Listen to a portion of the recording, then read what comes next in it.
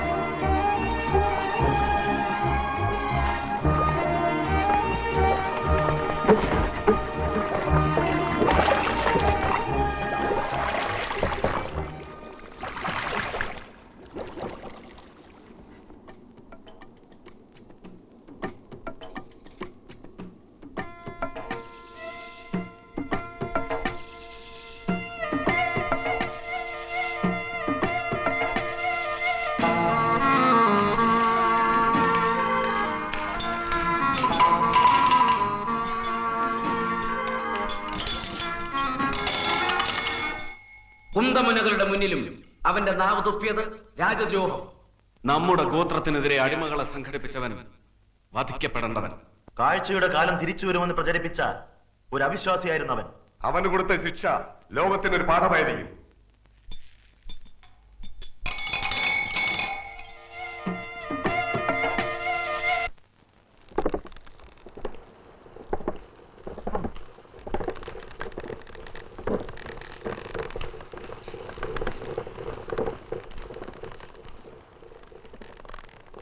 ശബ്ദങ്ങളുടെ തന്മാത്രകൾ ഒരു പ്രത്യേക അനുപാതത്തിൽ സംയോജിപ്പിച്ച് പരീക്ഷണം നടത്തുകയായിരുന്നു ഞാൻ. എന്റെ പരീക്ഷണനാളിയിലെ സ്വരസുഷിരങ്ങളിൽ പ്രതിപ്രവർത്തിപ്പിച്ച ശബ്ദസംഘാതങ്ങൾ നൽകിയ സൂചനകൾ വളരെ വിലപ്പെട്ടതാണ്.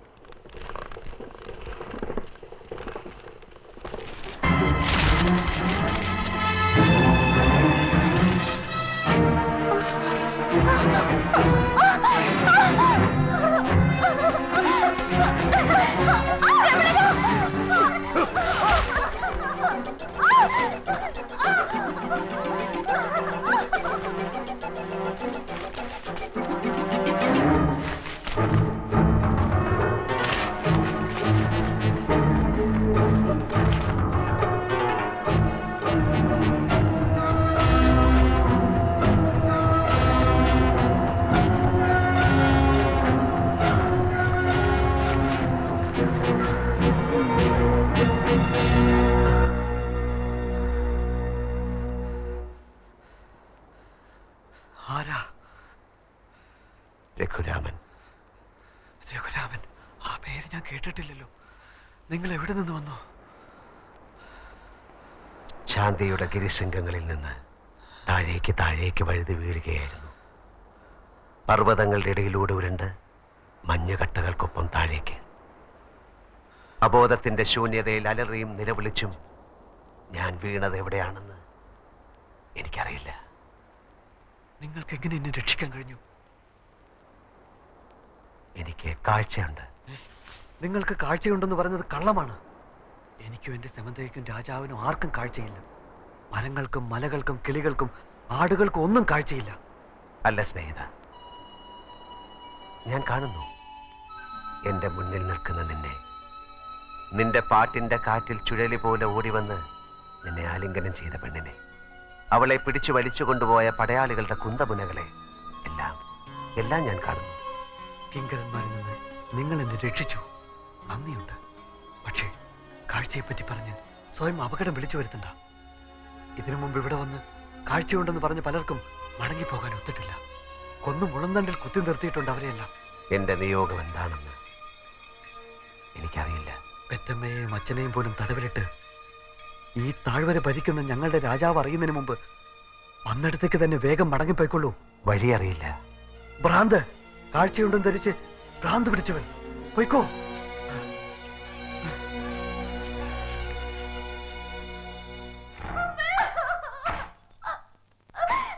ശമന്തക, ഇത് നമ്മുടെ അവസാന വാക്കാണ്. ഉത്തരവുകൾ തെറ്റി ഇനിയും സംസർഗം തുടർന്നാൽ അതിനുത്തരം പറയുന്നത് ഈ ചാട്ടവാറായിരിക്കില്ല. കാതുകളുടെ കോട്ട താണ്ടി ഇനി ഇവൾ പുറത്തിറങ്ങരുത്.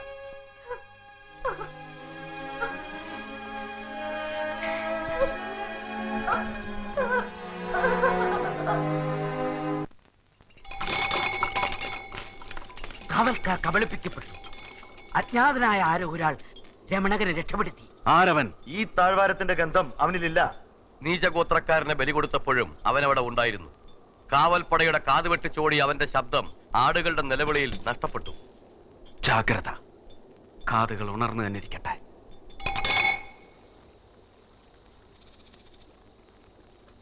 മൗലി, തോലും ചരടും മാറ്റി, ഇനി പൊട്ടൂല.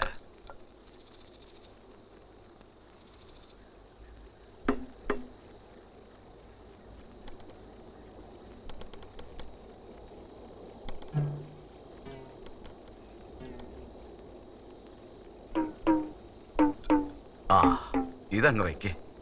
അവയിലേക്കിത് 10 കാശ് കരുതി വെക്കണം. മോളെ, ഇത് വെച്ചോ.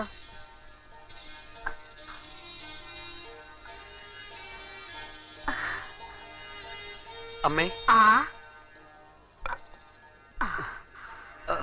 എന്തു പറ്റി? ഒന്നുമില്ലമ്മേ. ഏ, ചോര മണക്കുന്നല്ലോ. കൊട്ടാരത്തിലെ കിങ്കരന്മാർക്ക് എന്നോടൊരു സ്നേഹം തോന്നി. അവരൊന്ന് തലോടിയതാ.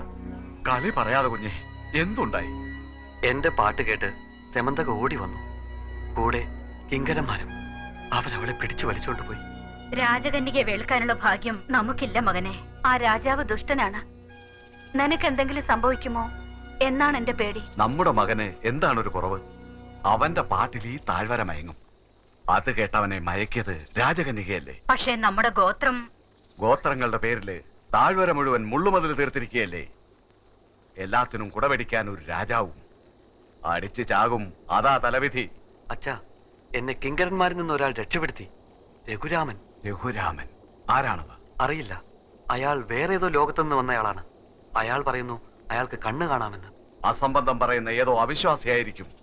കാഴ്ചയുണ്ടെന്നും പറഞ്ഞ് പണ്ട് പലരും ഇവിടെ വന്നിട്ടുണ്ട്. അതുപോലെ ആരെങ്കിലും ആയിരിക്കും. അയാൾ പറയുന്നത് കേട്ടാൽ സത്യമാണെന്ന് തോന്നും. മകനെ, അത്തരക്കാരിൽ നിന്ന് ഒഴിഞ്ഞു നിൽക്കണം. നമ്മുടെ വിശ്വാസമാണ് നമ്മുടെ രക്ഷ.